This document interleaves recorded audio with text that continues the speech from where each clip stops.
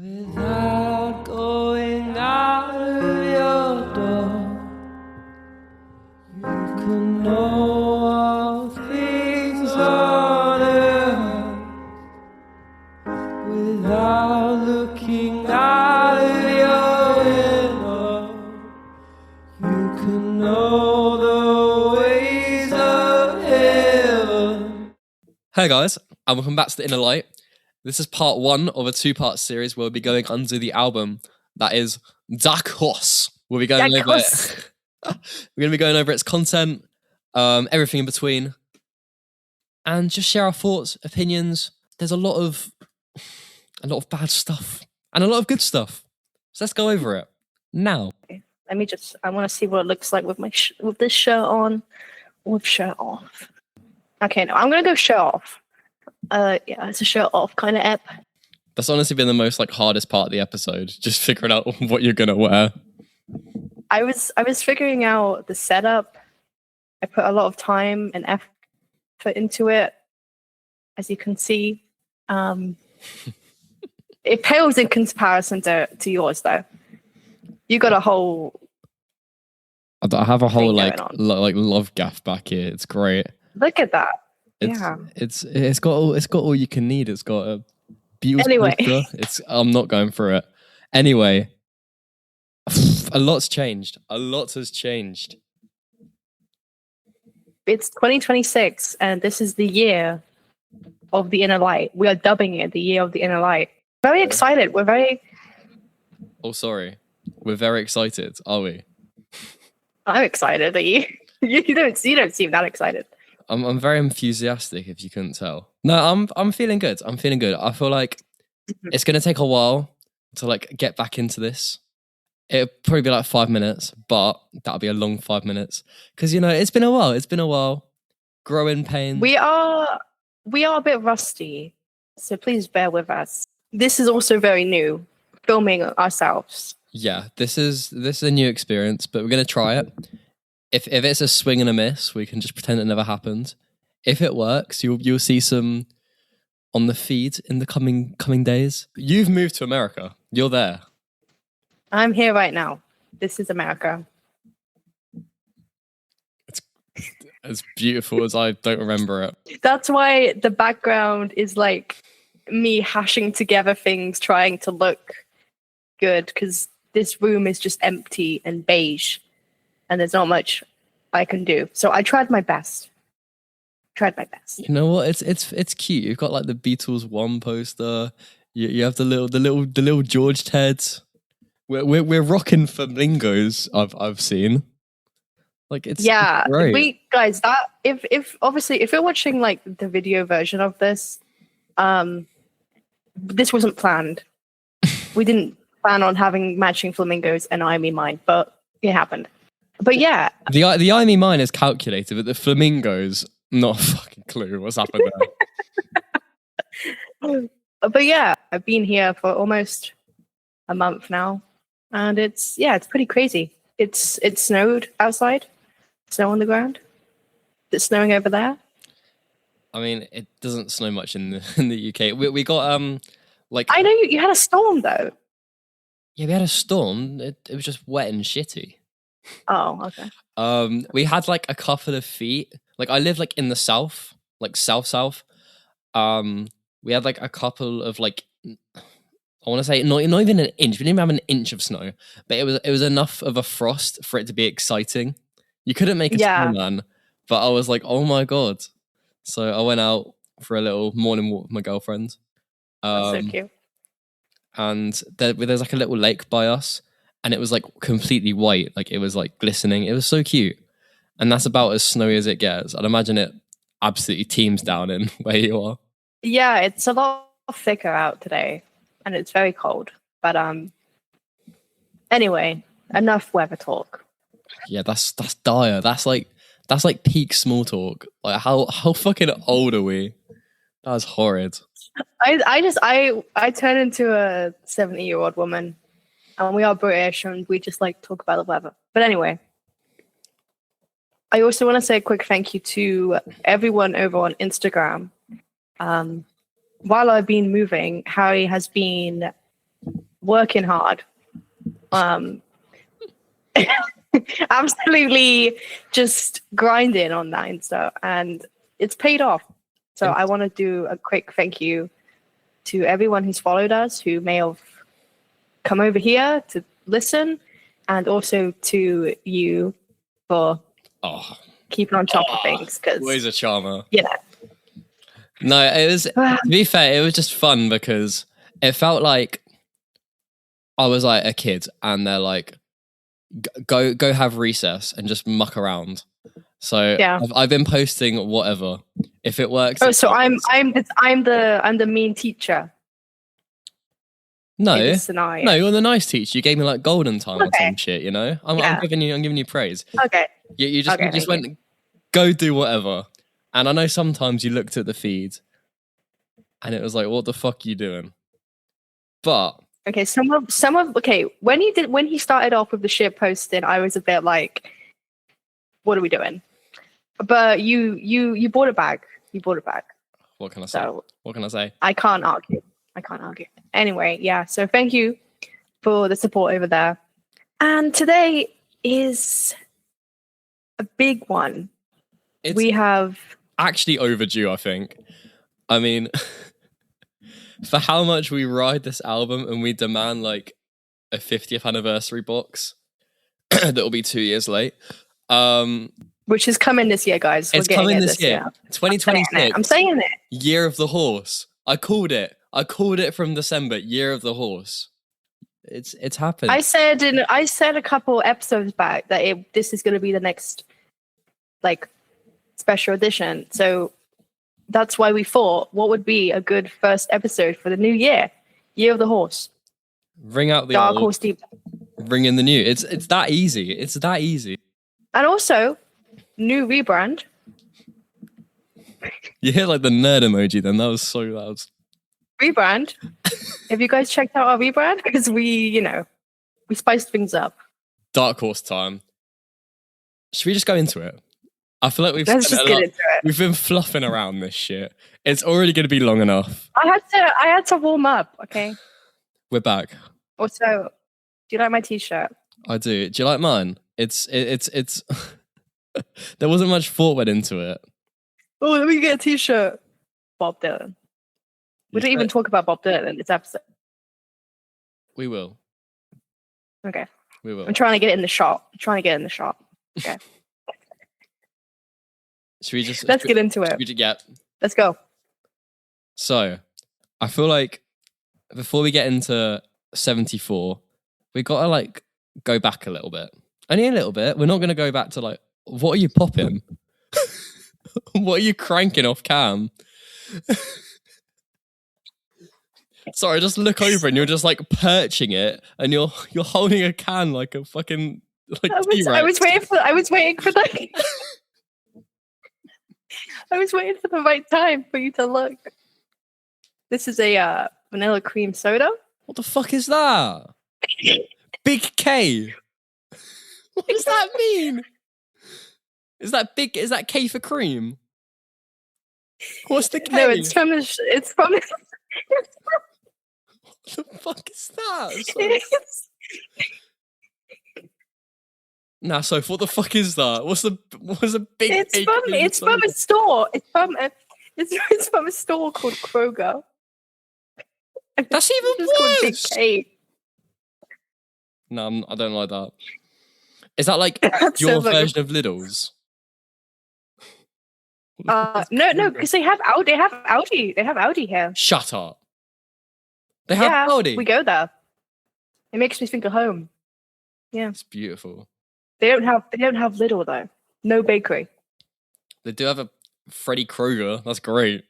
Made my day. That is horrid. That is absolutely abhorrent. Big K. Okay, I'm really sorry about that. I just really wanted to open my can. If there's opening and there's opening it. If you didn't make a big faff and like hold it like you were like never had hands before. Right. 1973. We're not going way back. We're just going like we're going there. Was Big K around then? Maybe is George popping Big K's? I don't know. He was sniffing K. He was sniffing anything. He was, and I have in my notes that he reached great new heights with his most personal and spiritual moments we've seen yet. I was really figuring out how to start. I had a blank Google Doc and I was like, where do we go? So apparently, Honestly, the notes for this ep are. We could post an essay. This could be like a document because it's a thing of beauty. Quite proud really of it. Is.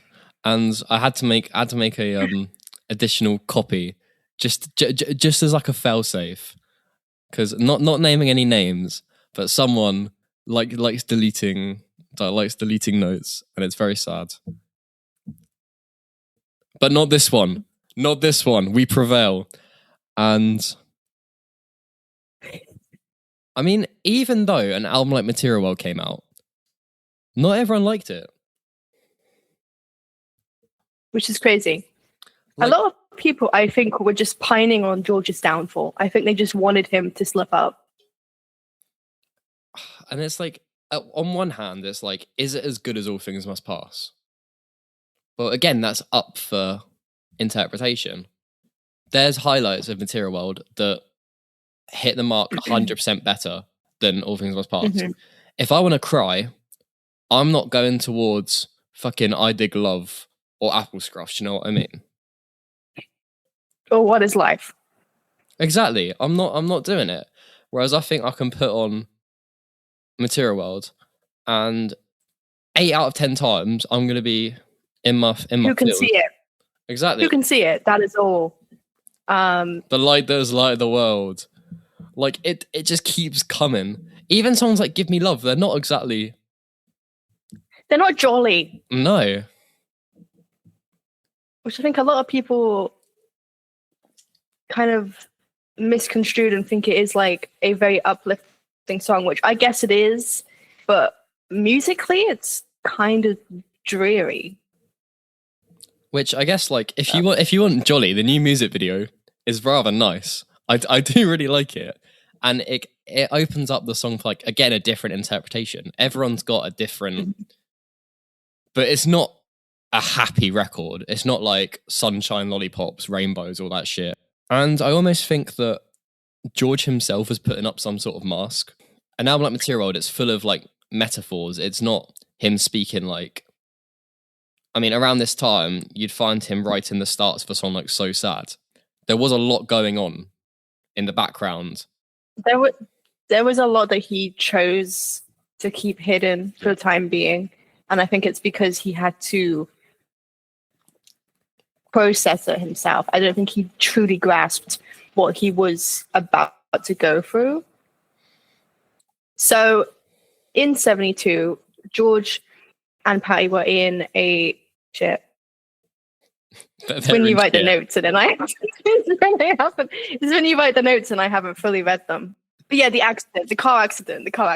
Yeah. I mean, for context, guys, we halved and halved these notes. This is such a big episode. So I went, Soph, do you want to do the deep dive? I'll do the context and we'll kind of mush together. So I haven't done, like, people might think she hasn't done shit. I have.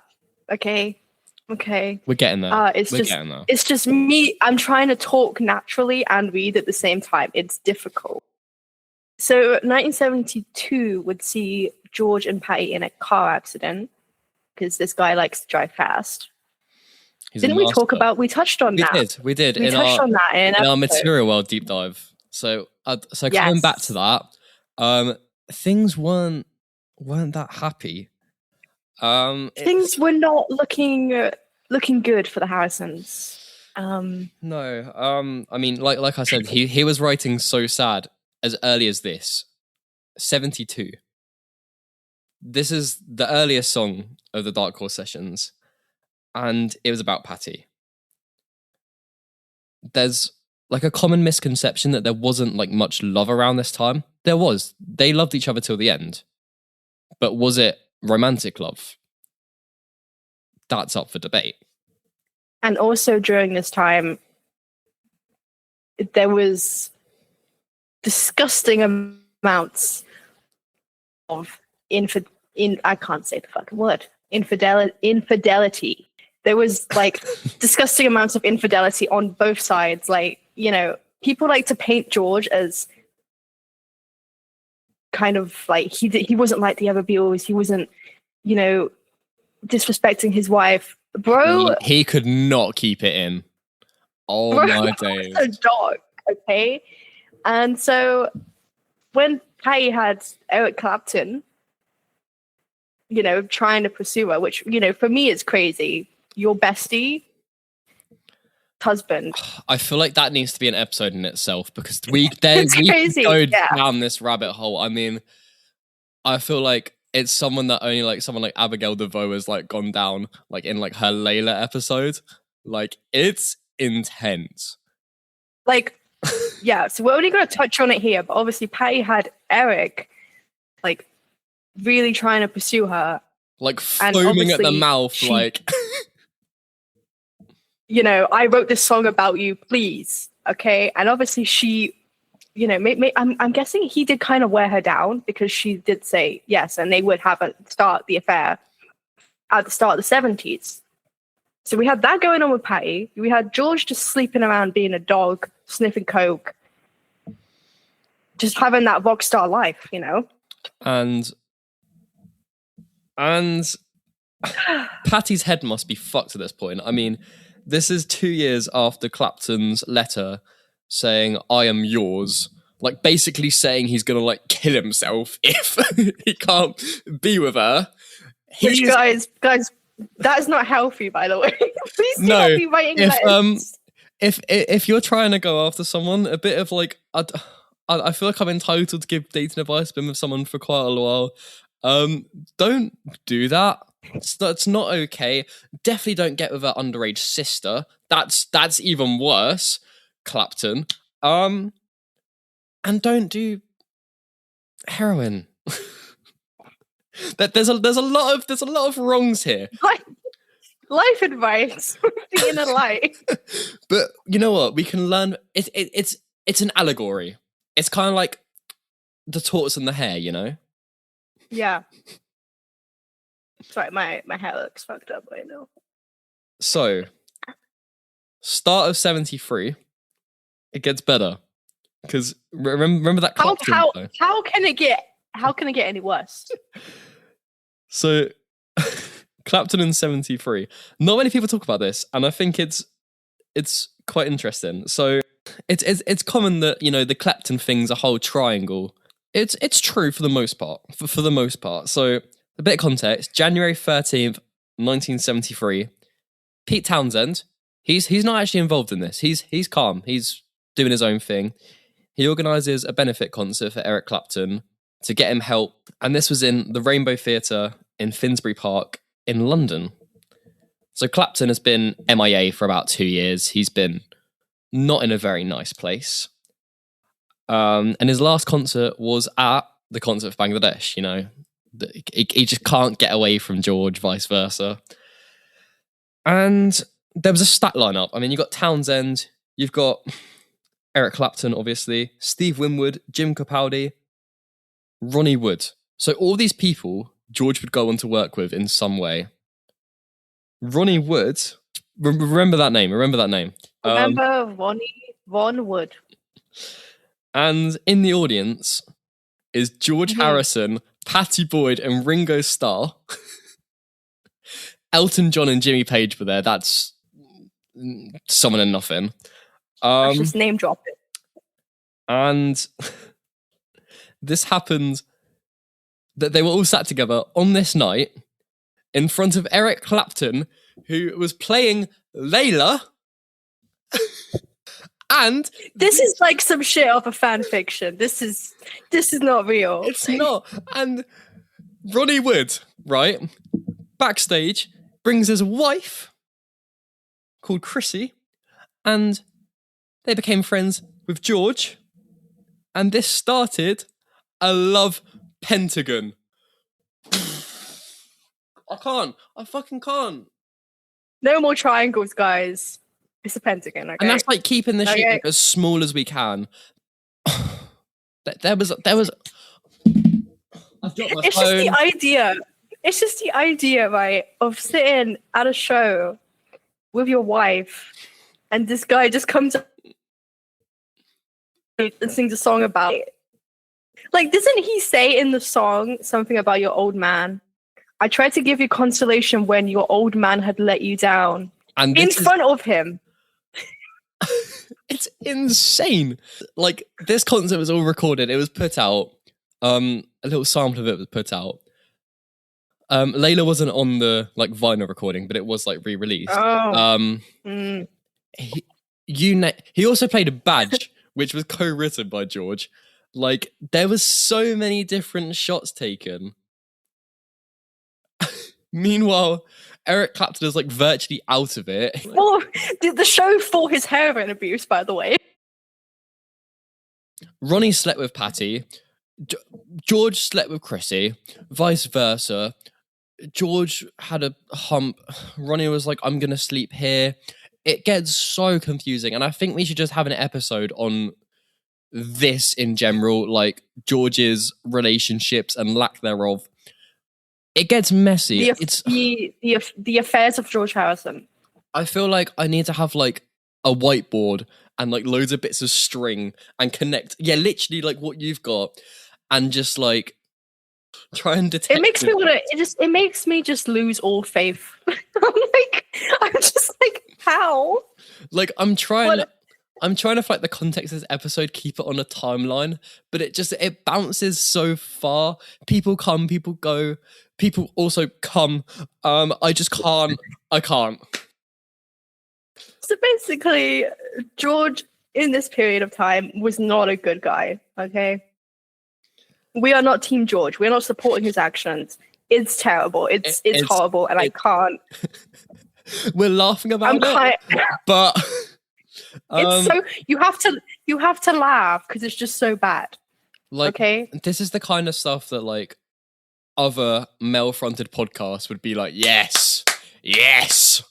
We do not condone go on, this. Stan. Yeah, go on, Stan.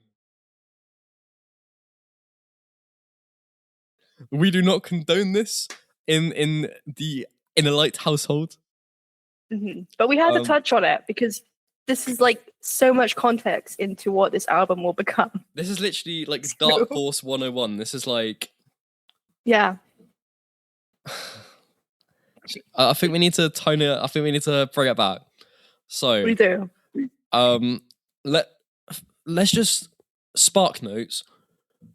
They like to sleep around. That I think we've established that. Yes.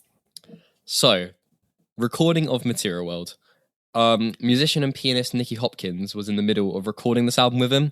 We already touched how he was literally the MVP of the album. I mean, legend. He elevated George's songwriting. I mean, look at like a song like The Lightest Light of the World. It would be not the same without that piano. He actually received a recognition award at the Rock and Roll Hall of Fame this year, which was really cool to see. Legend. I know, it was really sweet. And obviously he's passed away, but it was his wife that accepted it, and it was really cool. It was really cute. Nicky is like really important in the context of this album. He and like the skeleton crew of that album all stuck together, and during like the recording of the sessions, in between on like the quiet times, Nicky was trying to make his own album while working with the Rolling Stones as well. Like that's a heavy workload. And George at the time, he was starting to really shift his opinions on popular music. I mean, you've seen it already with the likes of Wonderwall. He wanted more than ever to bring different fusions in. And during the start of 1973, he started writing again with Ringo. They went over to America. Yeah, let's go write Sunshine Life for Me. Let's go write Photograph. So George and Nicky came over to America, and it was a very nice time amongst all this, surprisingly. And this would become Ringo's self-titled 1973. And George listened to what Ringo had, and he was actually blown away of what was already done already. And so they just worked out how to, write new stuff, finish it, bum it out. And it was just a collaborative time for George. I mean, an album like Material World, there wasn't too much collaboration, all things considered, compared to like All Things Must Pass. It was very much like a singer-songwriter album, and then he had people to come in and do their parts. But it was all him. It was all him. Yeah. Even though, like, people want to credit Phil Spector for one song. Ugh. I know. We don't like Phil Spector. Okay. Yeah, people were thinking that around this time there'd be a Beatles reunion in some shape, form. Like people were egging it on. I mean, when Ringo dropped and he collaborated with everyone, like individually. Yeah. It was an exciting time to be a Beatles fan. I mean, you never thought you'd see Ringo and Paul in the same room after what Ringo thought of Ram. True, but obviously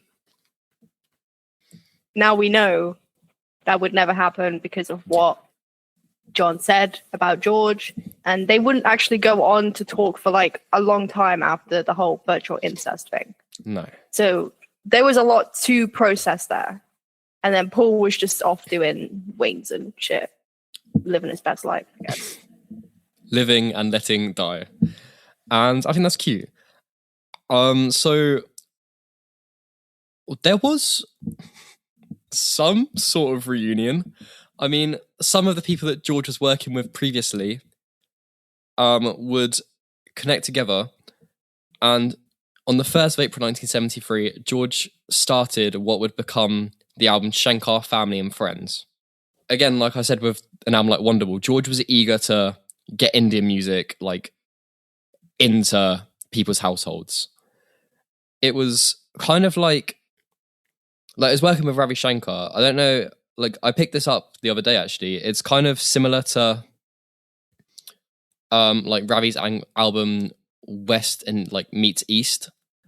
But if there was like a full band arrangement rather than just a violin player and a sitar.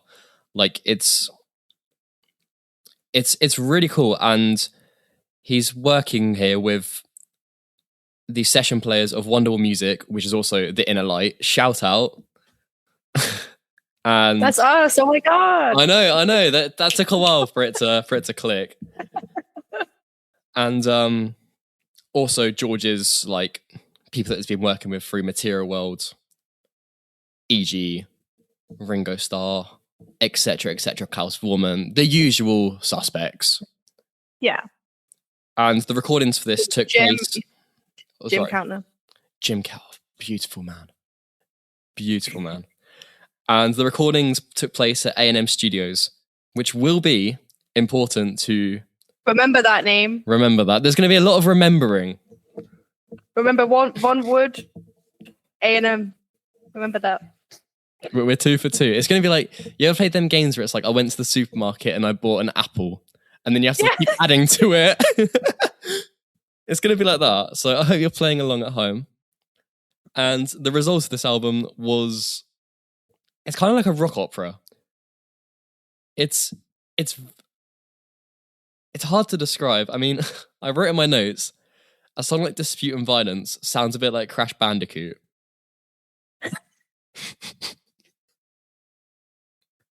I haven't heard that song in a long time, so I'm just gonna say, yeah. Like it sounds straight out of Crash Bandicoot, and you can't. Like you can put that in the game, and no one will notice. Like there's a story, like a movement to the music, and I guess that's like what video game music like supplies as well. Like it's got to tell a story through music, and it's so ahead of its time to think that this is like just after the Material World sessions. It's so different and so, I guess, like so mature. Obviously Ravi did some heavy lifting on this album. Like it is his album at the end of the day, but George had a big hand in like a song like I Am Missing You, which is honestly such a beautiful song. It's almost like a fall to a song like My Sweet Lord. Like it's a love song to Krishna. It's a shift in George, and I feel like this like recording session it restored his faith in a time that he was spiritually lacking, and he would like ebb and flow out of this. But I feel like it's important for where he would become for this next album cycle. Yeah, I mean, this period of his life, he was lost, and it would only get worse, like you said. Yeah. Like we've mentioned, he was using a lot of cocaine, which, you know, that's obviously frowned upon in religion. From Patty herself, she said, George used coke excessively. It changed him. It froze George's emotions and hardened his heart, which is really heartbreaking. Yeah. Like imagine a man that you've known for almost 10 years. You've been married since, was it 66 they got married? Yeah. You've been married, you've been together for almost 10 years, and then you see him just turn into a completely different person, all because... Yeah, I mean, in our recent Patty and George post, I was reading the comments, and there's a lot of hate towards Patty in general. And I don't think you can blame her too much for how things turned out, because you got to imagine she opened up George to the spirituality, but he was devoted to it. But then hypocrisizing himself with all this drug usage, like, no, it was one or the other, and neither were too healthy. He was either deeply into his spirituality, which affected their relationship, like it just wasn't compatible, or he was too reliant on his drug usage. Like he was like in a limbo. And I feel like someone like Ravi Shankar helped him through this period because he was so anti-drugs. Like if anyone compared his music to drug usage, like he was very vocal about how that's not what he wanted. Like he was very against the use of drugs. And a lot of people, like you said, when people hate on Patty, I really can't blame her for mentally checking out of all of this, because if you've been together for so long and the way that he's treating her, how I'd want to go and hook up with someone else. Like, you know, I'd want to spend my time with someone else. If you've spent years trying to help him and trying to steer him in the right direction, then you find out. Well, if you got someone like Eric Clapton that's like devoted and like confessing his utter like life, I'm gonna kill myself. Yeah, literally. Like, I guess some attention's better than none. So, I mean, I'm under the belief that George and Patty, they got married way too young. It was they were never compatible. It was basically like, you're pretty, you know. Yeah. And it was a first marriage. It was never meant to be forever. They met before they really knew themselves. Yes. And 100%. I'd also agree the same with like John and Yoko, for instance. I love Cynthia with all my heart. It's unfortunate how that ended up, but I feel like John needed someone like Yoko in his life. And the same with George and Olivia. Exactly, which is where this album, I mean, if this album's cruxed by anything, it's the introduction of Olivia, which we will get to. But we will also have like a full episode about his relationships. We're not gonna like go too in depth. Yeah. But yeah, I mean, he had to kind of hide his drug usage because his friend like Klaus Forman, he didn't want to show it around him. Klaus didn't like drugs. And it's a very harrowing time when you think about it. I think deep down he was just embarrassed. I mean, when you look at an album like All Things Must Pass, the way he, even some of the Beatles songs, the way he preached his beliefs, you know, the reality of he's taking drugs and he's losing himself. It's really depressing. It's really bleak. But then I think people also have to have context involved. This was the 70s. This is what everyone was doing across the board. I'm not true. I'm not like, obviously there's outliers to that. But I mean, I had to get him in somewhere. Imagine dating Bob Dylan. That's not fun.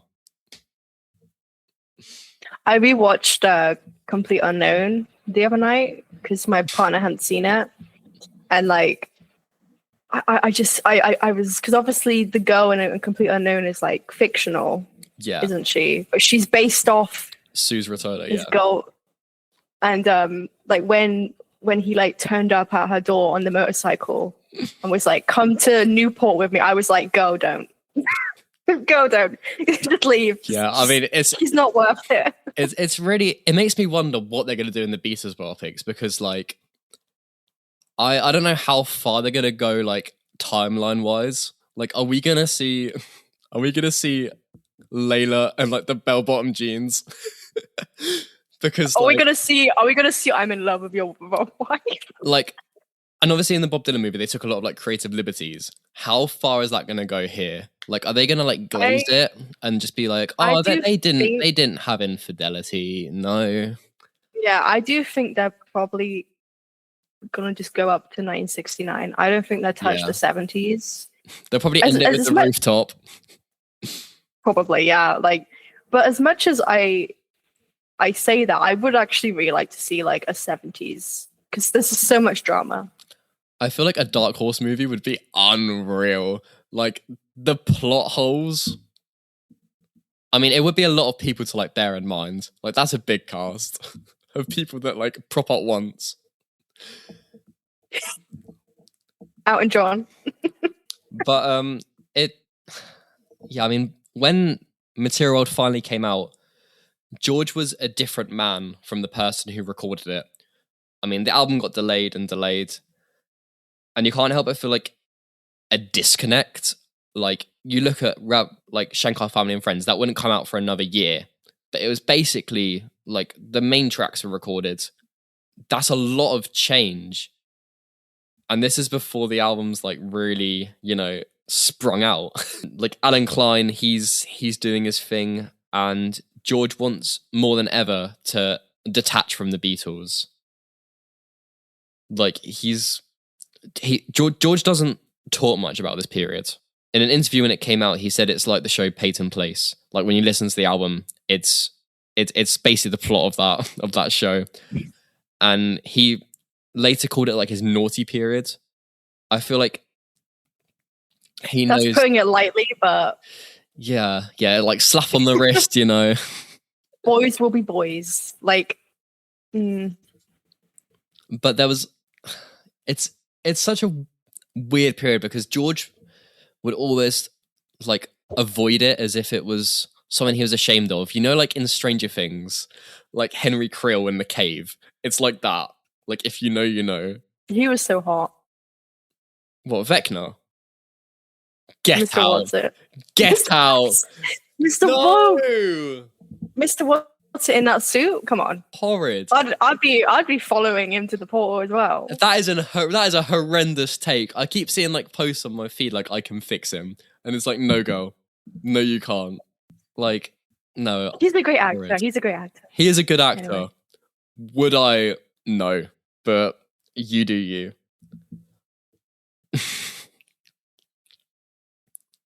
But anyway, yeah. So this is George and the cave. So even though George wanted to detach himself with the Beatles, he never could at this time. During '73, George Harrison was the executive producer of the Apple film, a comedy called Little Malcolm, which George supplied incidental music for. At this time was introduced to a band called Splinter by Mal Evans. In like mid-'73, they cut the track Lonely Man for its inclusion in the film. And George Harrison produced the song. And I can't help but feel that this film is full circle for George and Patty. This is the end of it, because in '66, they attended the opening, because it was originally a stage play that they adapted into a film. George and Patty attended the opening. And now in '73, George Harrison is producing the film. It's all coming together. And I mean, George heard more of Splinter's work within this time, and he wanted to work with them. The Apple label, however, was not in a very good shape. They were like, nah. But George was stuck. He couldn't do anything for himself.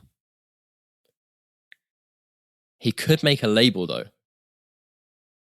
He could do that. Remember that, guys. And also in August of 73, this is the first track from Dark Horse to rear its head. Remember I talk about that song So Sad? I remember. Well, in August, George gave it to his friend Alvin Lee, which, bear with me here. In the band was Mick Fleetwood. Yeah, you know, that one.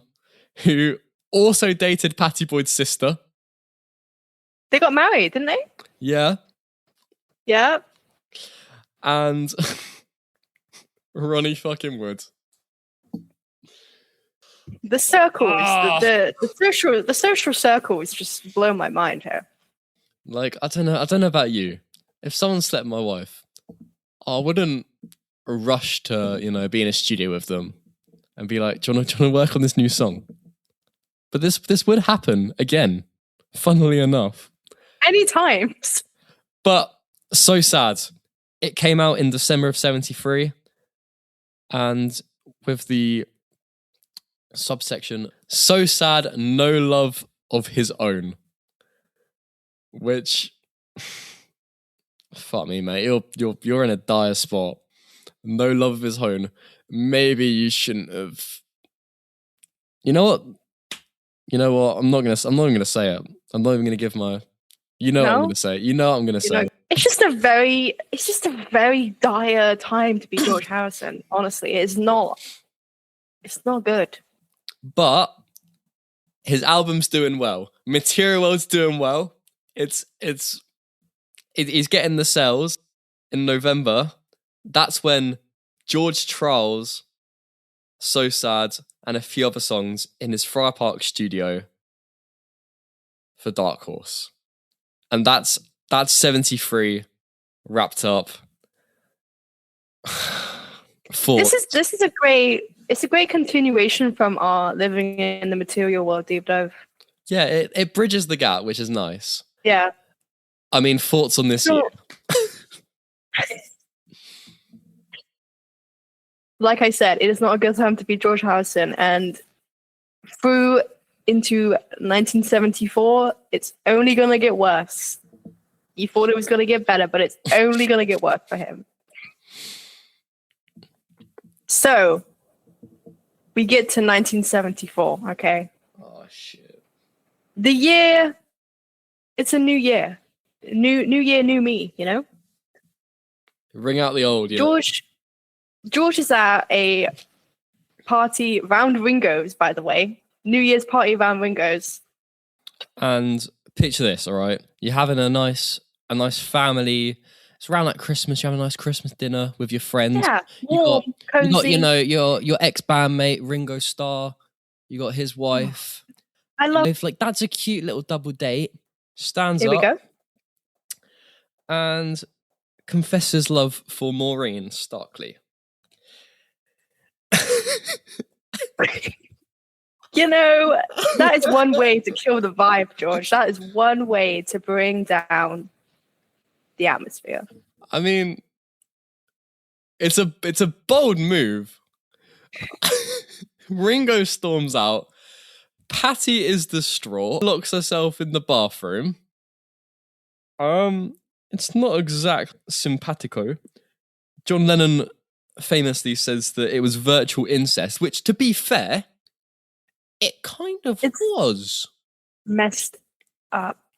I mean, messed up. Like, there's a difference between, like, Clapton. I think this is more insane than Clapton. Hot take. To go, like, for, like, your closest, like, friend, and in the middle of a dinner, just say, fuck me, your wife. Like, I really love your wife. Like, so nonchalantly. In front of your wife. I have also heard that Ringo was like, at least it was like someone that we know.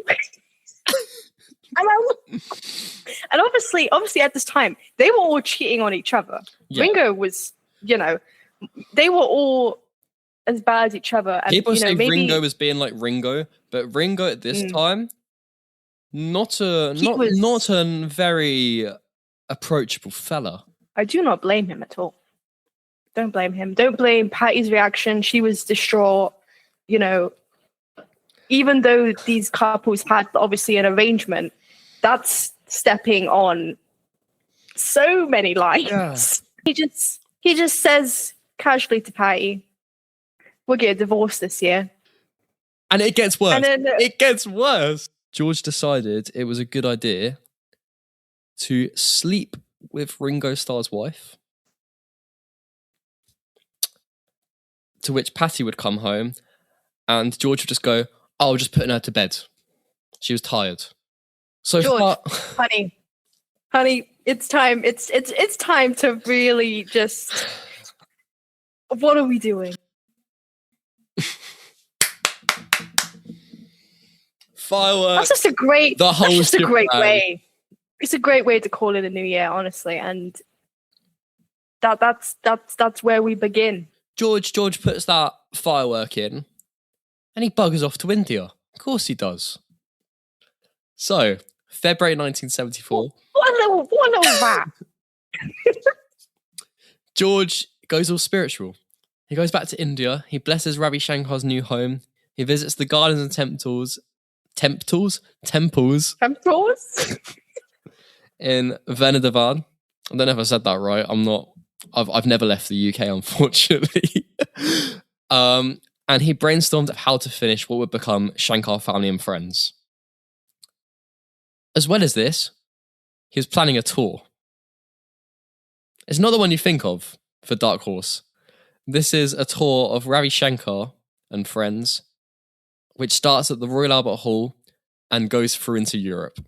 He's planning this just on holiday. I don't know how you go about planning a tour.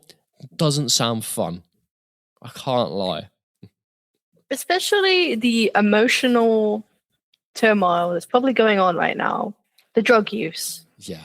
Everything. You're not in the right mindset to start thinking, okay, let's do a tour.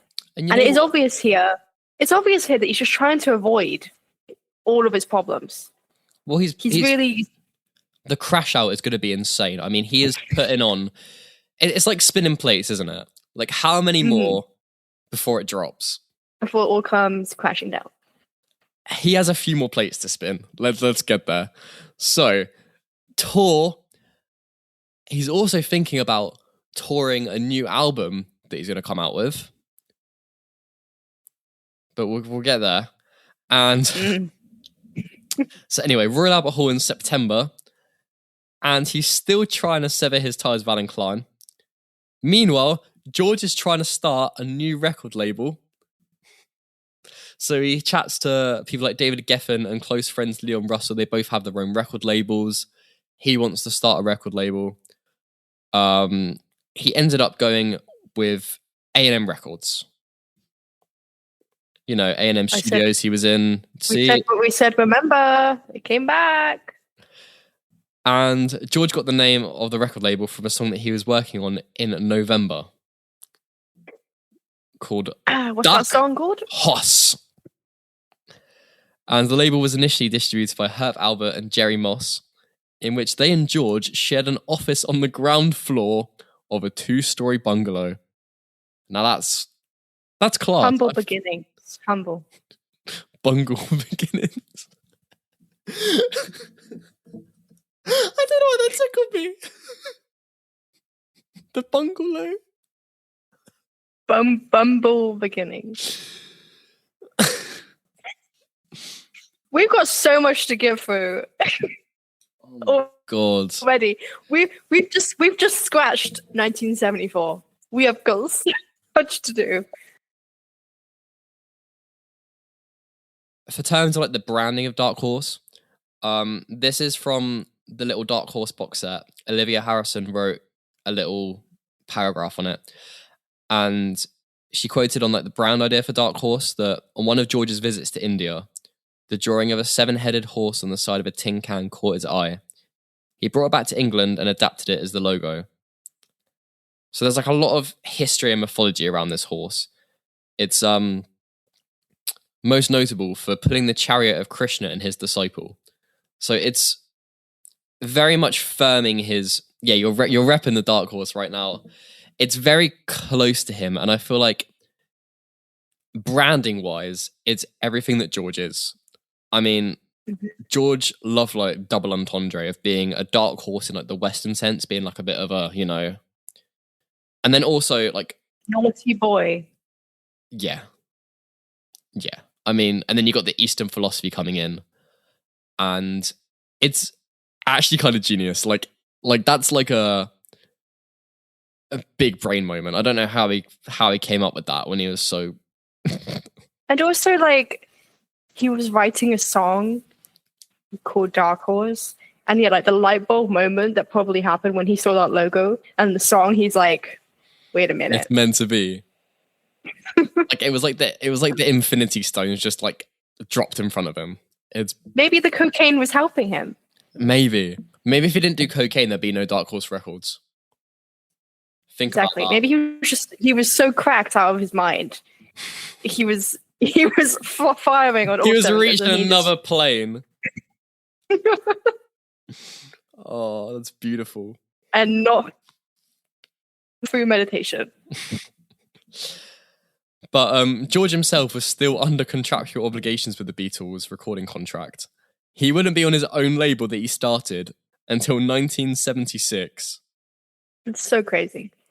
So George spent a lot of time starting this label. This is probably like the main half of the year was spent doing this, because in the meantime he was also finishing his project with Splinter and Shankar Family and Friends to launch the label with. And then he was trying to write Dark Horse at the same time. Exactly, and Like it doesn't spinning help. plate. It doesn't help that Patty left George for Eric Clapton on the 4th of July. But this is with George's blessing.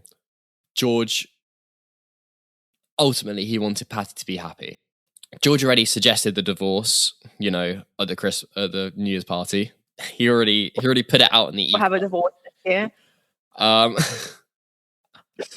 what I He find... let that one.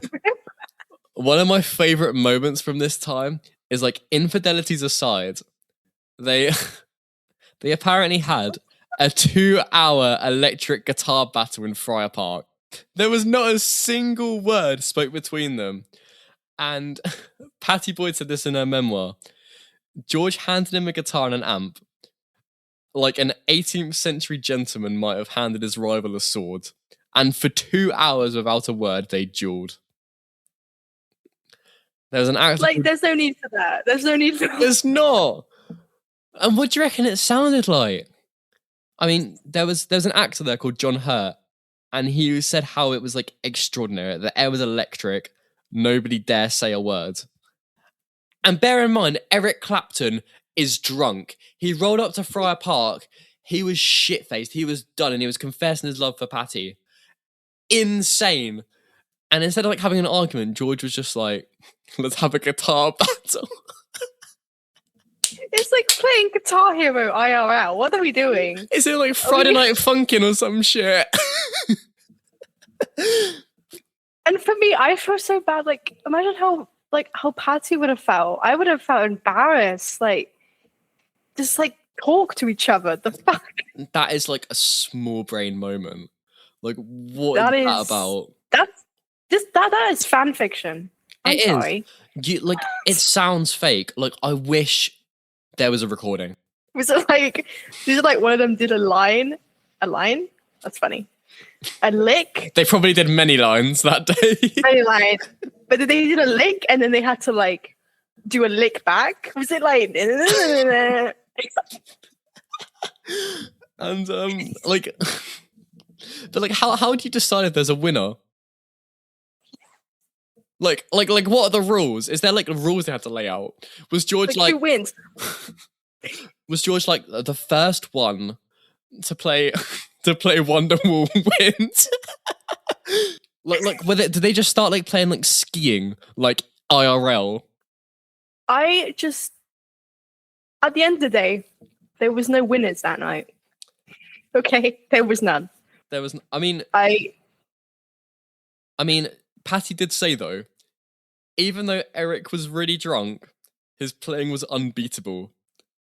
That's like a knife in the back. Sorry, George. I'm sorry, but if my ex-wife, if I read something and my ex-wife went, "Well, my new husband did it better," excuse me. Oh, I mean, I feel like it's it gets a bit pick a man when he's down. I know. Like it does get a bit like he said, she said. But yeah. I feel like we'd be remiss if we didn't address the fact that they had a guitar duel in Friar Park. What the fuck? For 2 hours with no words. I'm crashing out doing 2 hours in a podcast. How'd you do that like silently? In front of a crowd of people, by the way. There were people there watching. Yeah. Like, could they not done like, can you just do this after dinner? Like, could not have done, oh, you guys obviously need some private time. Yeah. Like, I'm surprised George didn't like bring out the ukuleles or something. Like sudden and death. Also, the lightning round. But also, it's like it's the concept of inviting your ex-wife and her new partner, aka your best friend, to dinner. But him rocking up absolutely drunk out of his mind, and Patty going, you know what? He still did better than you, love. Like, would she not get like the ick? Because I would have the biggest ick of my life. Can you imagine? Like, it's two men. It's like Steve Harrington and like Jonathan Buck. The Stranger Things references are everything. It literally is. It's because me and my mum binged the whole thing yesterday. It's like fresh. Yeah. I can't think about anything else. Take a breather. I want to sort out. This lighting is really pissing me off. They didn't really do anything, but okay. So, George Harrison was now setting up his record label, but when he wasn't, guitar dueling. How many duels do you reckon he's had, like, on a guitar? Because surely this wasn't like a one-time thing. This seems like something that he would have. I think it was some. It had to be a thing that he did to assert dominance. Like, I guess like they couldn't play like Smash Bros at the time, could they? Like they couldn't play like a bit. They couldn't sell on like some Mario Kart, so they had to like, work around it. I can imagine him and like Tom Petty having a guitar battle. Yeah, just for banter. That'd be more loving though, wouldn't it? Like, yeah. But a duel, that is some serious. That's insane. I can't get over that. But so yeah, he's set up his own record label now, and he was in long distance liaison with A&M marketing department member Olivia Arias, and that was throughout the summer. And that's so cute. It is cute though. It's like they had like a long distance relationship, and it was all phone calls. George was so like down bad. I'm not gonna lie, sorry. But Olivia's voice is beautiful. So I totally get him falling for her just by hearing her voice. Like, yeah, it's pretty real. And he went up to his friend Chris O'Dell. I mean, we all know the Chris O'Dell. Like, literally spawned the song. And don't you call me Miss O'Dell? Sounds just like that. That was bellissimo. Thank you. When Chris O'Dell visited LA, George asked if she could get a photo of Olivia for him. Chris did not get the photo, but how the fuck would you even do that? Like, sorry, can I just get a photo of you for George Harrison? Like, can you imagine if she was really blunt about it? Can I just get a photo of you, please? I want to take some pictures. Like for the Jeffrey Dahmer. I can't lie though. If your friend was like, right. Can you go across the country and literally just whip out a camera, just whip it out. Like, if your friend, no matter how close you are, if they said, could you like go to America and take a photo of this person because I really want to see them. I don't know how close I am with this friend. I would not do that, even with like a phone. Like that's. It depends how much. It depends how much I'm getting paid. Well, George paid Olivia quite a lot. I mean, he made an exclusive deal for Olivia. Can you just work for me for Dark Horse Records? Which is kind of Riz. I can't lie. This is fan fiction as well, okay? This is the CEO/YN arc. Literally. Yeah. IRL. And so they wouldn't meet until October. Which seems so like a whirlwind romance. I mean, you look at how the album turned out with the cover, with the label art. Mm. They only met in October. It happened so quickly, but also at the same time, it was like gradual because I'm guessing they called so much. And George was technically still married to Patty, but obviously she'd already gone. She was long gone at this time. Divorce proceedings back then were different to how they are now. I've never had to get a divorce, so I don't know what they're like now. But I imagine it's hopefully a bit more straightforward than like someone like John, because I know he spent a lot of time trying to finalize that, as did George and Patty. But I thought it was really cute. I mean, Olivia later stated how like she liked the music that George was doing. She liked what he was doing himself at the time.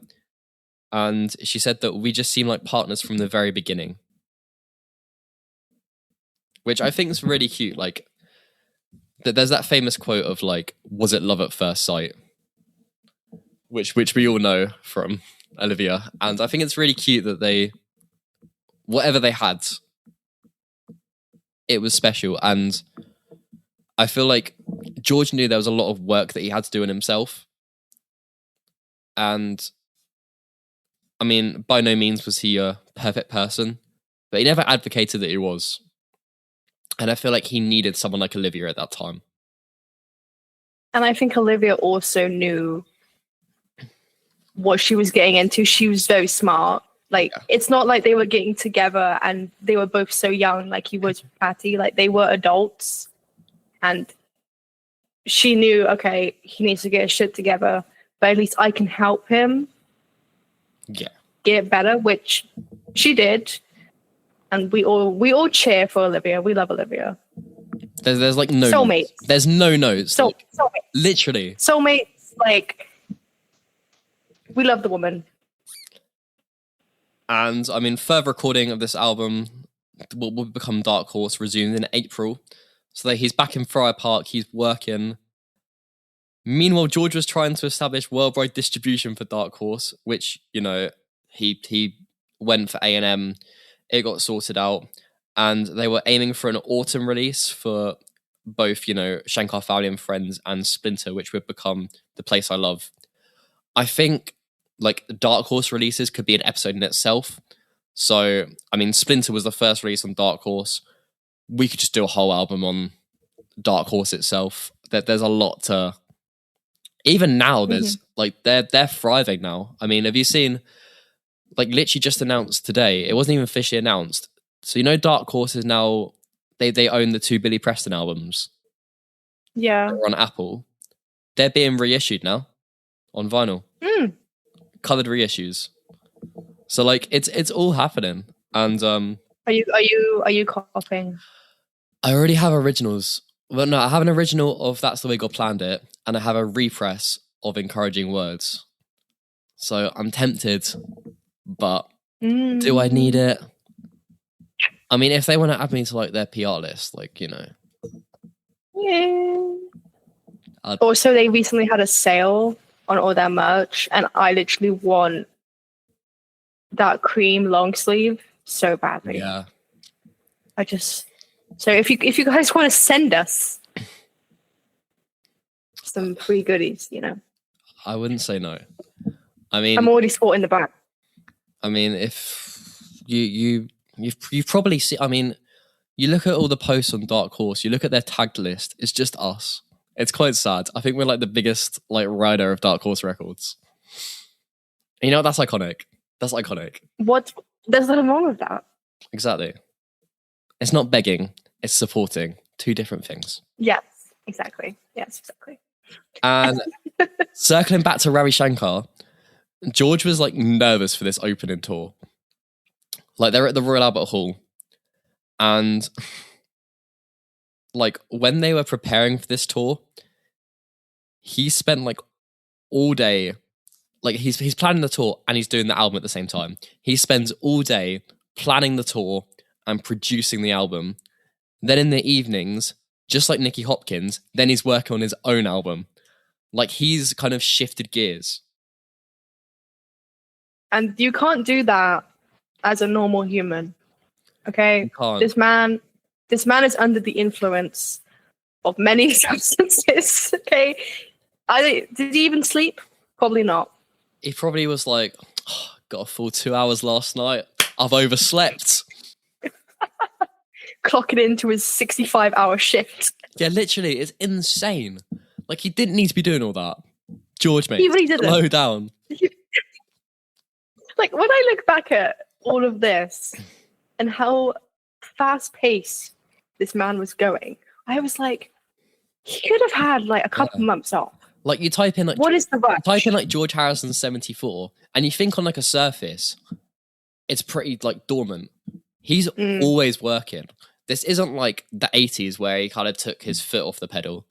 This is like... I mean, I understand now why he got a bit fed up with the music 100%. business, because he just worked himself to the bone here. I mean, that's why he was so, like...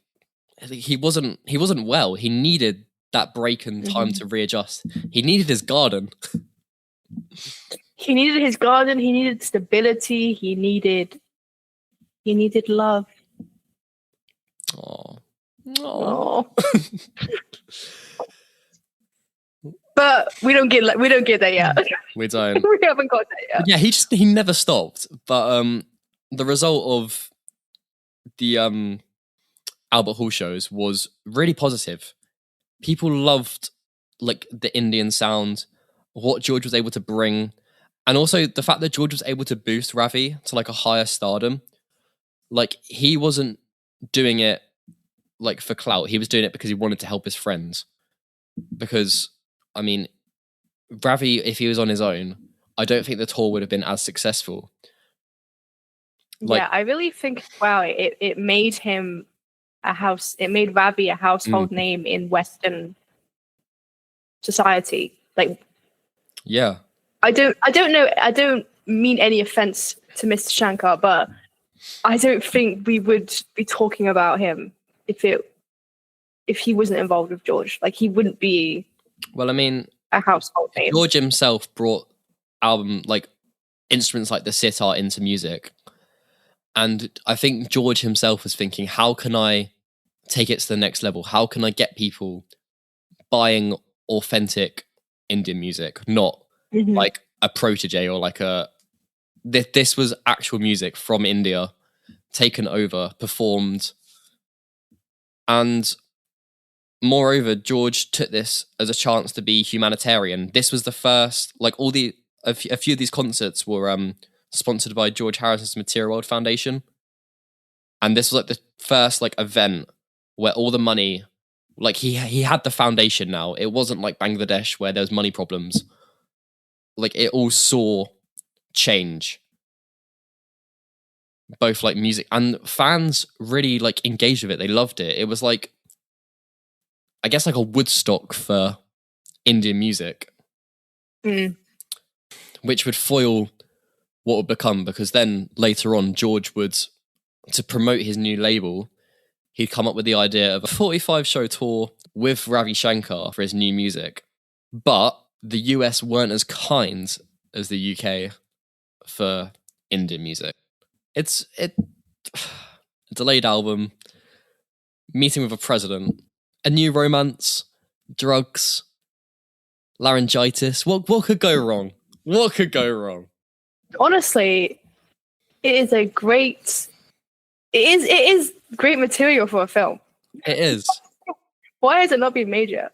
Like, I feel like the fact that we've got this album in any description is a miracle. I'd say more of a miracle than Traveling Wilburys. Mm-hmm. Bold claim. I mean, I'm still under the impression that at this time he shouldn't have been making an album. But like I said, I generally think he was just avoiding all of his problems, shoving his head into work, and just. I mean, he was a workaholic. Spinning those plates. Yeah, he was workaholic, perfectionist. Just you think like in the Beatles, he went from being in the shadow to then trying to prove himself. He's proved himself, and now he's trying to build that momentum, start a new record label while his life's falling apart. Do you think some of this, his tendency to overwork himself, do you think some of it came from seeing like Paul and John and how they worked? I think so. I feel like he spent most of his life trying to build himself up. I think that he grew up too quickly. Definitely. Like, he's being thrust into like being like a businessman. This isn't a case of like the little brother syndrome. Like, he was like literally having to become a person that he wasn't. Meanwhile, he was trying to change within himself. Like, there was a lot going on. Mm-hmm. I do say that this album it's a side of George we've never seen and we never will see again. No. It's definitely like a snapshot in time. Yeah. And it's basically like this man's diary. It is. This is the woke up, left the Beatles. Like, it's blunt. I mean, the booklet in the Dark Horse CD reissue, it put it perfectly for me. It said, in contrast to the spiritual nature of Material World, the subject matter of Dark Horse is more influenced by worldly matters. And I found a quote from author Simon Lang, which really summed it up. Yeah, perfectly. I mean, Simon Lang is one of few people that I think can really understand George. I do read a lot of his stuff when like researching for things. Yeah. He really does like hit the nail on the head. So he said, Dark Horse is a remarkably revealing album. It's a musical soap opera, which I think is a perfect analogy. George called it Peyton's Place, didn't he? Like, it is. Yeah. It is like fucking EastEnders. It really is. Cataloging rock life antics, marital strife, lost friendships, and self-doubt. For someone who didn't like living his life in public, Harrison was doing it with a vengeance here. Any voyeur who wanted to know the intimate details of his personal life didn't need to buy a National Enquirer. They just needed to hear this disc. I guess, like, to round out this episode, we could do the boring, what's inside, what was the album look like? So, the album cover is very interesting. It's something, yes, if you have video, you can see. But it's unlike anything else George has ever done. So the album cover design was done by Tom Wilkes, and the photography inside. Oh, do you want to open it up? Open it. Do a little. I feel like I'm on like a teleshopping advert. And the photography on the inside was by Tenny Doran. I can't see it. The light is reflecting. There we go. The photography on the inside was by Terry Doran, which was George's estate manager at Fire Park. The photo on the front is of Liverpool Institute High School. It's a photo from 1956. George is in the... Where is he? Where's George? Right there in the blue. Right, there he is. He's in the blue. He's in the middle. And, of course he is. Oh yeah, he's in the center top row. And he gave the headmaster the Bullseye Capital label. Can you see that? Probably not, but you all know what it looks like. Just pick up the album. But I just find that really cute. He gave the headmaster the Bullseye Capital label and the art teacher who he liked the symbol, which is very cute. And I absolutely love the photos of him at Fire Park as well. He looks gorgeous. I mean, he looks gorgeous. The boots are... Whenever you look at George, look at his feet. Not in like a weird way. For real. But he's always got some weird grippers on. Look at what's on the dogs. Like, yeah. He looks beautiful. Anyway. And That is like also inside the gatefold, there's George and Peter Sellers, which, you know, as a Beatles fan, it just comes full circle. I mean, Peter Sellers was there like the splintering the Beatles. That wasn't like a splinter mention. That was a no pun intended. But like even like as much as like Ringo giving him like an early like mono mixtape of the White Album, like he was always a part of the Beatles story. If you want to know about that mix album, Parlogram did a really good like video on the Peter Sellers tape if you're interested. So open up the gatefold. We've got a little speech bubble which says, "Well, Leo, what say we promenade through the park?" Eloquently put by Peter Sellers, obviously, which is a quote from a film called The Producers, which is like a shared favourite of the pair. Yeah, I think it's cute. They're walking off. And like that, we're going to walk off into podcast land and see you next week, where we'll be going over the album itself. Thank you for watching, and thanks for coming back to us. It's been a long time. Yes. And to compensate, next week we're not messing around. Next week, Dark Horse is yours. Every song, we're going into detail. We're going into the dirty deets. Every song. So we're carrying on the recording. We're doing this all in one take, by the way. But you'll see this next week. It's going to be a long one. So if the mood drops next week, just know this is a one take, all right? But no, thank you for watching. One take, yeah. Thank you so much. And we hope you enjoyed this setup. Yeah. Please come back and listen to part 2. Who would have thought 2 years would be so long? To be fair, this has felt like a biopic in itself. Like, you know how like a film like Bohemian Rhapsody like chucks like a whole like a lifestyle into like a film? That's what I felt like we've done. Like we've missed so much. But that just means we can make more episodes. Content brain. True. But yeah, thank you. And see you next Friday. Bye. The 501 travel, the less one knows, the less one really knows.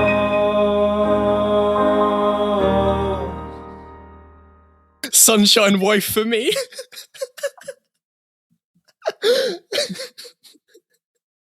Oh,